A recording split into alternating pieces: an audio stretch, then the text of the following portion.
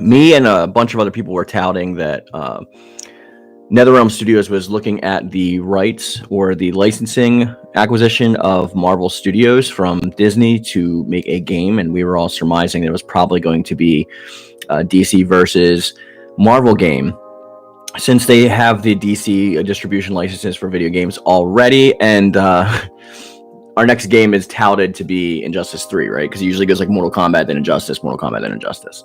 That seems to not be the case this time, because new information has come to light. Apparently, WB or AT&T in general, which is the parent company of WB, which owns the Mortal Kombat franchise, not NetherRealm. They just developed for it because they sold the rights to them a while ago. AT&T is looking to sell their entire gaming division. There's a couple companies that are up, so I'm going to go to this page to reference it real quick. We're looking at this article. Apparently, the interests that have been accrued so far is EA, God forbid, Take-Two, Microsoft, and Activision Blizzard. Out of all of these, if any of them would go, I would like to see Microsoft, because then it would be included in Game Pass for free day one. But its entire game division is up for sale in 2020. NetherRealm's parent company, WB, is looking uncertain this past year because of some of the releases and some of the profits. And it makes more sense to see a Mortal Kombat 12 because they know it's guaranteed money. Injustice usually does about half the sales of the Mortal Kombat games. This article goes on to say, a new development took place earlier this year when AT&T announced it had agreed to deal to offload WB Games' parent company Warner Media, which will merge with Discovery to form a new standalone company billed as one of the largest global streaming players. The transaction, which is anticipated to close in mid-2022, will see AT&T receive $4.3 billion and its shareholders receive stock representing 71% of the new company. While WB Games wasn't mentioned in May's announcement, a spokesperson told Axios that the deal will see it broken up in some form. Some of the gaming arm will stay with AT&T, and some will go to a new company, that they said. So that's pretty interesting so far. I don't know exactly what other companies I would want to acquire some of WB's gaming division. Like I said, Microsoft would be a good choice because it would still come out on PlayStation, but it would also be included with Game Pass, which means that if you have an Xbox and you have Game Pass, you can get it for free day one. So that's nice to save $70. Though I usually play that on PlayStation, but it would be interesting to be able to have it on both, at least, that I can play with subscribers and stuff like that when we do our members play days. I actually would really like that. But the sales apparently for Injustice 2 were about half that of Mortal Kombat. Sold more than 8 million copies. So what that basically tells me is that if they're being acquired by a new company, they're going to come with their best stuff, right? So in order to get the best deal, they have to show a return on investment, or ROI. So what that would inquire is what games came out in the past time period that the acquisition is taking place, and how much profit did you actually return on those investments. So let's say Mortal Kombat costs $90 million to make, but it sells 8 million copies at $70 or $60 a pop, right? That's obviously giving them a large profit margin to work with, covering their losses and making the company a huge profit. But when you have a game like Injustice 2, which is developed for roughly around the same amount but sells way less copies, you're either working at a loss just for the IP, or you're actually working with less profit to be able to show to shareholders. So if Mortal Kombat is part of WB and WB wants to sell to a highest bidder, they're going to be looking at sales numbers so they can get a return on investment. Because a lot of these companies that are in marketing and stuff, and these parent companies, they don't care about the games themselves, let's be honest. All they care about is a return on their investment so they can line their pockets.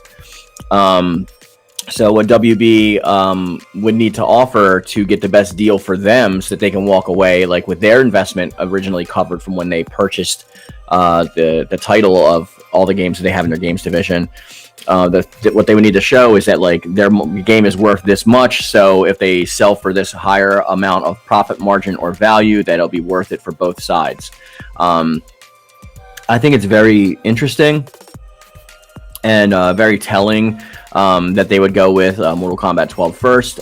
The problem is with me is that like I think something like Mortal Kombat 12, which is a complete reboot of the franchise, should have a little bit more time to bake in the oven, but it doesn't really matter. They don't care like that it would happen. They just want to pump out a product because they know that people will buy it. So it is looking like these rumors are going to be true according to all these articles and what the Times are reporting, that Mortal Kombat 12 is going to be the next game. Let me read some of the comments. Reckless Navigator, hey, how you doing? Says, it is way too soon for Mortal Kombat. I felt like 11 came out last week.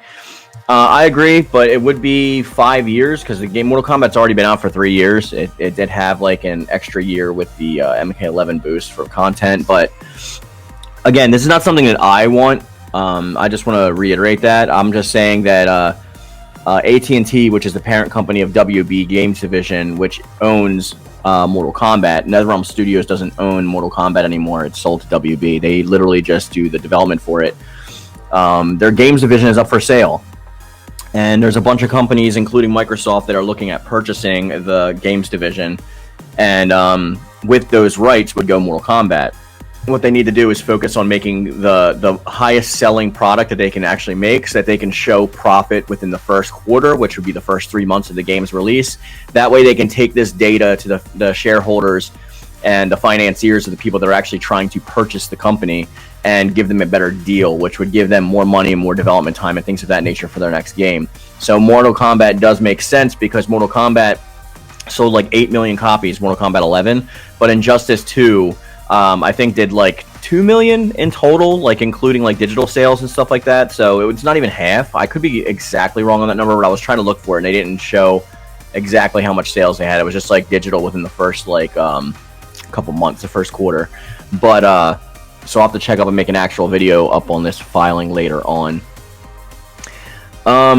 So they need to, in order to pass this acquisition, because what are the two options that would happen? Okay, so say that you are Take-Two Interactive, which is one of the people that are actually interested in purchasing the WB Games division. I believe it's EA, Take-Two, Microsoft, and one other company. I said it earlier, so you can go back on the video later. Those companies, they want to see a big ROI or return on investment, so they need to see how much their game made last time and how much they would predict it for this time. They're not going to say, oh, well, Mortal Kombat 9 sold more than Mortal Kombat 10 and 11, therefore we trust that you are going to make a better game like this. You can keep your whole staff, and we're going to give you all of this bountiful budget. That's not how it works. So they're going to look at their last game, which came out within the last fiscal quarter or fiscal year, going back at least that far, and they're going to say, okay, Mortal Kombat 12 just came out. It sold, let's say, 1 million copies in the first quarter. We guarantee, based on Mortal Kombat 11 sales, that it's going to exceed at least 7 million, possibly up to 10 million.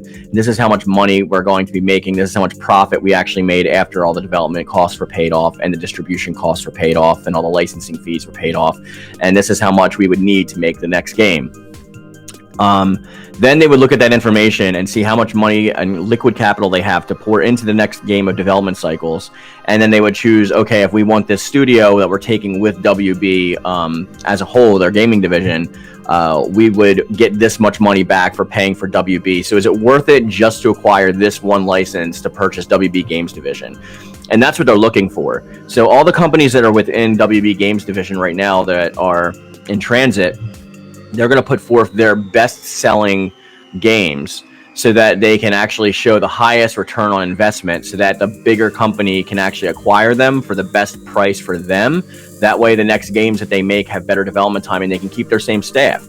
Because what will happen if they don't do that, like let's say they do Injustice 3 and it only sells like 1 million copies or 2 million copies.